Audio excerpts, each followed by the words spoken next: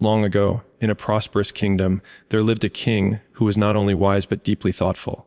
He believed that the true strength of a nation did not come merely from powerful armies, tall walls, or overflowing treasure rooms. Instead, he understood that a country becomes truly strong when its people are courageous, responsible, hardworking, and willing to face difficulties instead of running away from them. This king was also a loving father. He often worried about the kind of rulers his sons would become in the future. He knew that books could teach knowledge, but life itself was the greatest teacher. So one day, he decided to give his sons a lesson that no classroom could ever provide. Early one morning, the king summoned his soldiers. In a calm but firm voice, he gave them a strange order. "Place a huge stone right in the middle of the main road," he said. "Make sure it blocks the path completely. Then leave it there and do nothing more." The soldiers were surprised, but they obeyed without question. They carried a massive rock and placed it exactly where travelers passed every day. Once their task was complete, they quietly left the road. After that, the king climbed to the top of a tall tower with his sons. From there, they could clearly see the road below and observe everything that would happen. The king said nothing. He simply waited. Before long, the first group of travelers arrived. They were wealthy courtiers from the palace, riding in decorated chariots, surrounded by servants. Their clothes were fine, their voices loud, and their pride even louder. When their chariots struck the stone and came to a sudden stop, anger filled the air. They shouted in frustration. "What kind of king allows such a mess on the road?" One of them yelled. "This is proof of poor leadership." Another complained. They cursed, criticized, and blamed everyone they could think of. Yet not a single one of them stepped down from their chariot to try to move the stone. Annoyed and offended, they turned their chariots around and chose a longer, easier path, leaving the obstacle exactly where it was. Some time later, a group of farmers approached. Their clothes were dusty, their bodies tired from a long day in the fields. When they saw the stone, they stopped and stared at it. One of them spoke softly, "Perhaps this is a sign from God. Maybe it is meant to be here." They folded their hands, whispered a short prayer, and smiled as if they had done their duty.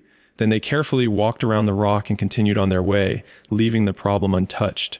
Next came a brave warrior, the king's most loyal knight. He was known throughout the kingdom for his honesty and sense of duty. When he saw the stone, his face grew serious. This could be dangerous, he thought. Someone might get hurt. Without hesitation, he mounted his horse and rode straight toward the palace to inform the king about the obstacle. Although his intentions were good, he never once considered stopping to move the stone himself. He believed that solving such problems was the responsibility of authority, not his own. And so the day passed. Travelers came one after another. Some shouted angrily, some blamed fate, some prayed, others assumed someone else would take care of it. Everyone noticed the stone, but no one took responsibility. Slowly, the sun moved across the sky. Shadows grew longer, and evening began to fall. Just when it seemed that the stone would remain there overnight, a simple farmer appeared. He was not rich. His clothes were worn, his face lined with exhaustion. His back was bent under the weight of a heavy load he carried after working all day in the fields. Sweat covered his body, and every step looked painful. When he saw the stone blocking the road, he stopped and took a deep breath. For a moment, he stood there silently. Then he thought to himself, "If I do not move this stone, many people will struggle tomorrow. Carts will stop, animals may get hurt, and travelers will suffer. The king cannot watch every road all the time. We also share responsibility for this land." With determination, he placed his heavy load down beside the road. He wiped the sweat from his face and positioned himself against the stone. Using both hands, he pushed with all his strength. It was not easy. His muscles trembled, his breath became heavy, and sweat poured from his body. Several times it seemed impossible, yet he did not stop. He pushed again and again, refusing to give up. Finally, with one last effort, the stone rolled away from the middle of the road. As the rock moved, something unexpected appeared beneath it.